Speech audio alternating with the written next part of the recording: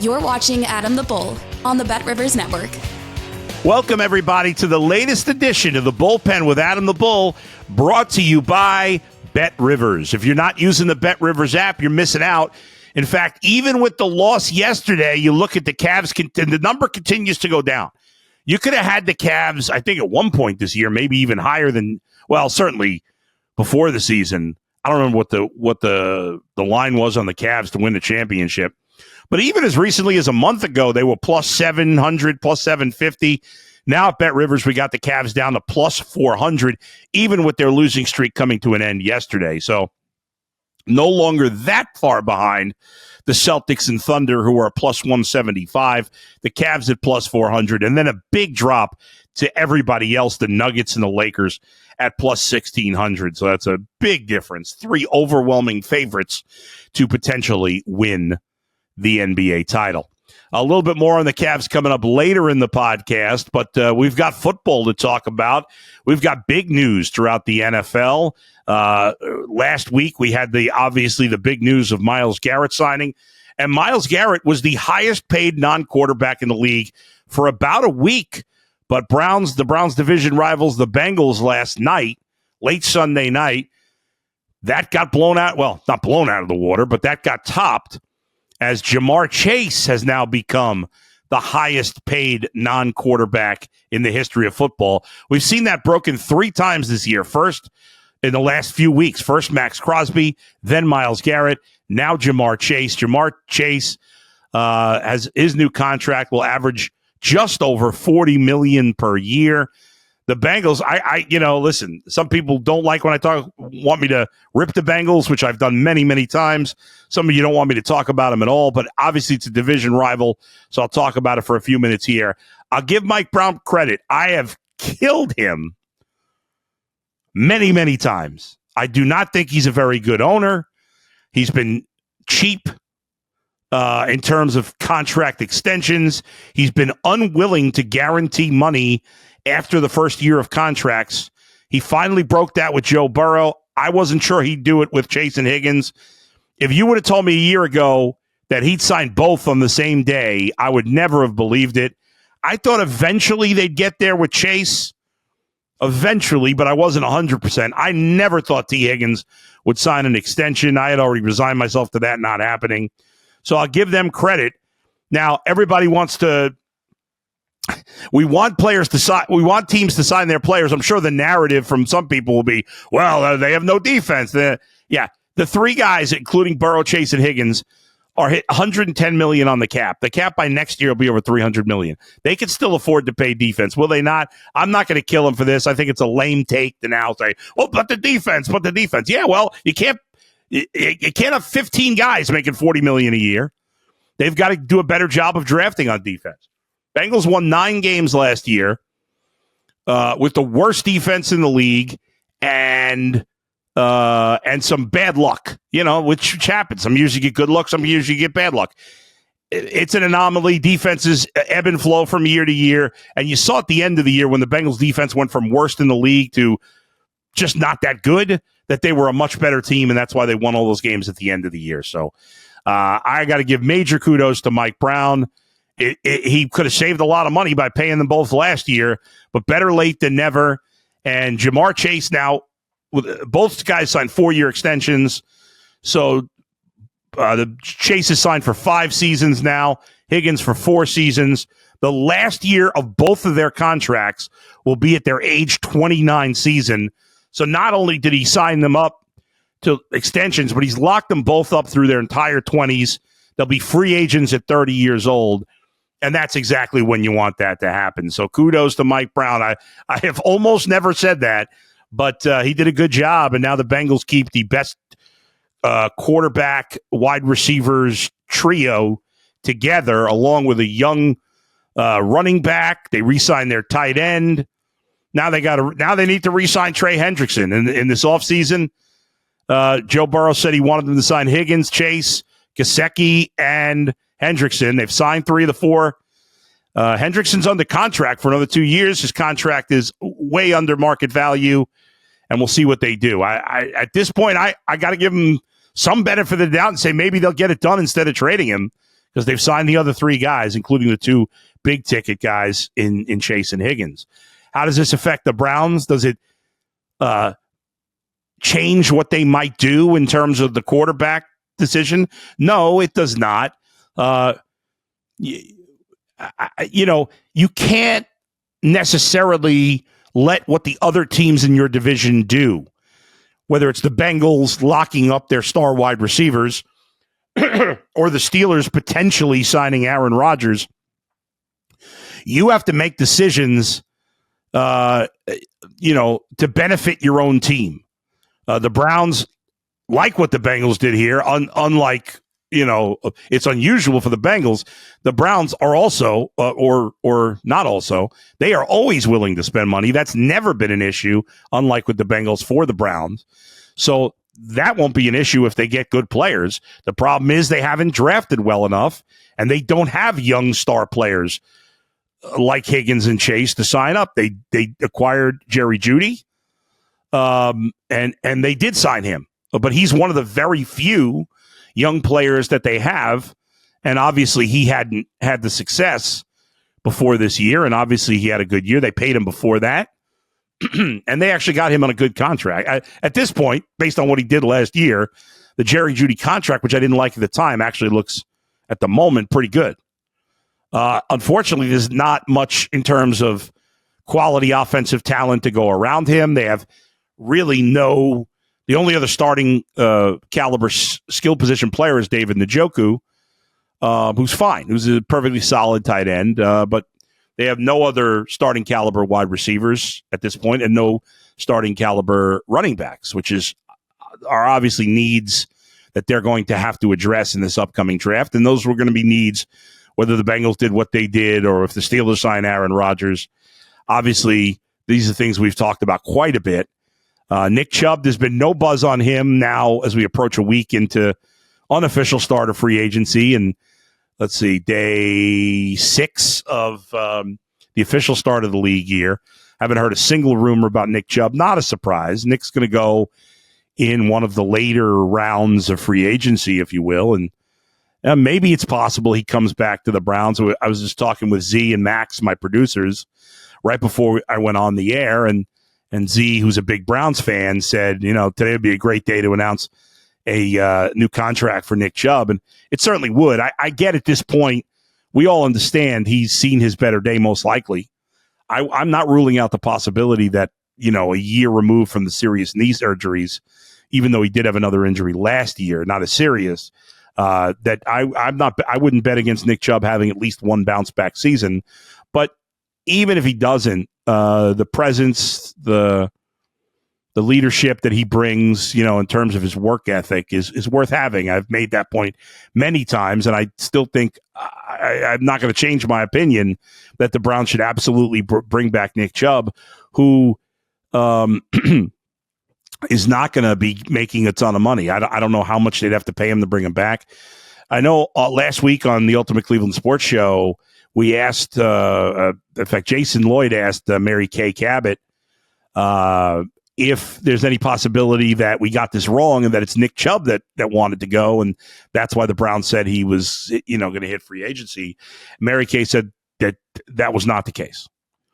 So, and I never thought that was the case because Nick Chubb has always made it very clear that he wanted to be a Cleveland Brown. He's signed under market value extensions his whole career, has been very loyal to the franchise, and that's why this is such an absolute disappointment for me. And I know a lot of fans, as some people that, who apologize for the Browns all the time will be like, well, he stinks now. Well, okay, maybe he does, but I don't know how much you can, is $3 million guaranteed worth having him on the roster? I think so. I'd pay him $5 million. Again, the Browns have showed you time and time again that they are not afraid to spend. Spending $2, $3, even $5 million, and I don't think it'll be that much guaranteed, on Nick Chubb is not going to affect anything else they do. The Browns still made some moves this offseason. Their ability to sign big contracts going forward will not be hampered if they have, but right now they don't have many guys to re-sign because almost all of their good players are 28, 29, 30 or older. That's just the situation that they're in by basically fucking up the draft for the most part for the last 5 years. I mean, that's what they've done. In terms of specifically for quarterback for the Browns, obviously Russell Wilson was here on Friday to visit. He was in Berea, and he left without a contract offer, left the Giants without a contract offer. I don't know if he's hoping to go back to the Steelers if they don't sign Aaron Rodgers. I don't know that it appears, I was reading Zach Jackson's article in The Athletic, and I think that the Browns, based on what Zach said, and it makes sense, that their target was Kirk Cousins. Everybody around the league thought the Falcons would cut him, and that's not happening. It's not happening now because they just today, I think it was by 4 p.m. yesterday or something like that, because they hadn't cut him, they had to pay him a $10 million roster bonus. Well, they're not going to cut him now. They're going to keep him. And they could trade him, certainly, if somebody made him a good enough offer. But at this point, you've paid him this $10 million roster bonus. Why would you give him away for nothing? It doesn't make any sense. So I think what the Falcons want to do is say, hey, either one of two things. Maybe they're saying, Kirk, we want you around our young quarterback. If he gets hurt, blah, blah, blah. But more likely is they're going to wait until training camp. They're going to wait until the preseason. And then if some team has a quarterback go down and that team gets desperate, they'll give up more and take on more of Kirk Cousins' money. I think that's what the Falcons are hoping will be the case. I still think he'll be probably on another team when the season starts. But if some team loses a quarterback in training camp or the preseason, somebody gets desperate, and now the Falcons are eating less money or they're getting a better draft pick. You've signed him now. I mean, you've paid him this bonus. There's certainly no rush for the Falcons to trade Kirk Cousins. That doesn't mean somebody doesn't make a good offer tomorrow and maybe they make a deal. But I can't see a situation where they're essentially giving him away in a trade right now. It doesn't make any sense. But I guess weirder things have happened.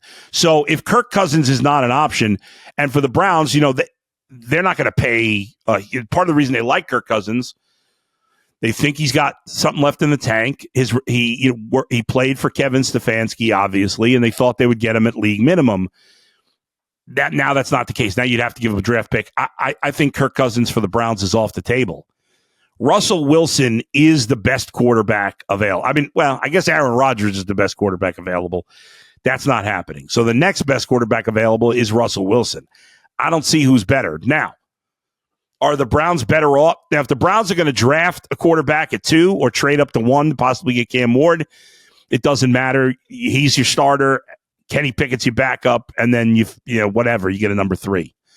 But if they're going to draft a quarterback later in the second or third round, I can't see them going into the season with a quarterback competition of a second and third round pick versus Kenny Pickett. That's a pretty awful situation. And again, you never know. Maybe the guy you draft in the second round turns out to be a really good player. But the further down you draft a quarterback, the less likely he is to end up being a very good player. The numbers just prove that out time and time again. So that's a possibility. But I think if they're not drafting a quarterback in the first round, I still think we'll see another veteran, whether that's Russell Wilson or Joe Flacco or Carson Wentz. I don't know. But I still think that's the more likely scenario if you're drafting a quarterback a little later, if that's the plan. And they've got to have an idea, right? If Cam Ward's the only quarterback they love and they feel like they can't get up to 1 to get him, well, then they know they're not getting the quarterback in the first round. If they're still on the fence on Shedeur Sanders or some other guys, or they think they're going to take him Shedeur at 2, then okay, then you're not worried about that much. I don't know ultimately if the Russell Wilson signing, let's see, if they sign Russell Wilson this week, is that an indicator one way or the other? Some people think it's an indicator that they're less likely to draft a quarterback at 2. I don't necessarily believe that, but I guess time will tell. Now, and do you even want, in reality, like fans want to see wins, but if you don't like the quarterbacks in this draft, then the best case scenario is to be able to draft high enough in the 2026 draft to get what people think. Again, it's a year from now, so who knows? but people think is going to be a much better quarterback draft. And if you sign Russell Wilson and you go 8-9 or 7-10 even, or 9-8, well, you're not going to be in position to get one of those quarterbacks. Whereas if you're starting Kenny Pickett or a second and third round pick, you're more likely to win 4 or 5 games this year and be, at least in spitting distance of potentially, or even less games. I don't know. I mean, if Kenny Pickett's your starting quarterback next year, I can't see the Browns winning more than 5-6 games, absolute max. And I don't even know if they'll win that many. They got a tough schedule on paper. Plenty of holes throughout the roster, and Kenny Pickett would be probably the worst starting quarterback in the entire league, or certainly, amongst the 2 or 3 worst. So it's going to be fascinating to see what they do. If there's breaking news this week, I'll jump on and we'll react to it. At this point, the only breaking news you can see with the Browns is that they signed a quarterback. There's very few other significant free agents left. I don't think the Browns are spending big money on a cornerback or a safety at this point.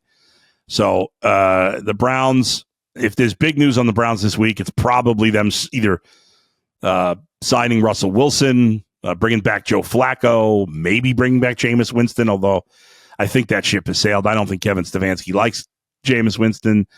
I don't see that happening. But if there's news this week of any big sort, quarterback is where it will be at.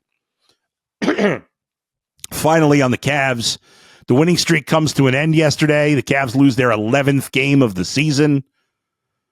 Now just 3 losses behind the Browns for the season, and trying to become, I believe, the second team ever to lose less games than their football counterpart in the city. Cavs 56-11, half game up on Oklahoma City for the best record in the NBA. Still 7.5 up, 8 on Boston. The Cavs will be the top seed in the East, 99.9%. The only thing remaining on the season is if they play the Thunder in the finals, who will have home court, and that's still very much up in the air. But that's the only thing that is up in the air for the Cavaliers. Honestly, I cannot wait for the season to end. We have 15 games left. I just don't want to see anybody get hurt. You've seen nagging injuries to Donovan Mitchell and Evan Mobley here lately. Mobley did not play yesterday. Cavs played a really poor game yesterday. I don't want to make any big deal about it because they had won, 16 in a row? They lose 108-103, blowing it late. It's one of those days. It was a poor game. They're off. They missed, I want to say 3 wide open threes late in the game to tie it. And I just don't even care that much beyond trying to lock up that first overall seed in the NBA. Only bad things can happen in these next 15 games. I don't want to see anybody get hurt. I'm very nervous about that. I'm usually not somebody nervous about that, but they've been so healthy this year and they're so primed to play well in the playoffs. I can't wait to get these 15 games over with.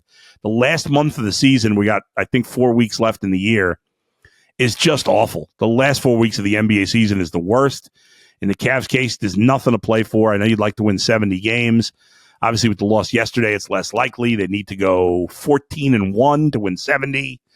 They need to go 11-4 to set the franchise record. I think they will still do that.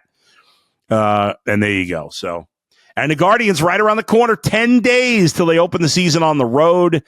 Obviously, the home opener comes a week and change later, but can't wait for baseball season to start. The first regular season baseball game is less than 24 hours away at 6 a.m. Eastern time on Tuesday and 6 a.m. Eastern time on Wednesday. The Cubs and Dodgers will play the first 2 regular season baseball games live from the Tokyo Dome in Japan. I will be getting up at 6 o'clock in the morning to watch those games. I don't know if you will. Probably most of you will not, but I will. Not only because it's the Cubs, but I just love watching baseball, and I love that the regular season is starting, even if it's in Japan. But we'll have plenty of Guardians talk once the season gets going, as they open the season against the Royals in 10 days. I believe it's a 4 p.m. start in Kansas City. The home opener is almost 2 weeks later. That on Tuesday, they have a 4 p.m. start, the home opener for the Guardians. So that's it for me for now. Thanks to Z and Max. Thanks to all of you for watching and listening. I'll talk to you next time. Where else but right here in the bullpen with Adam the Bull. brought to you by Bet Rivers. See you, everybody.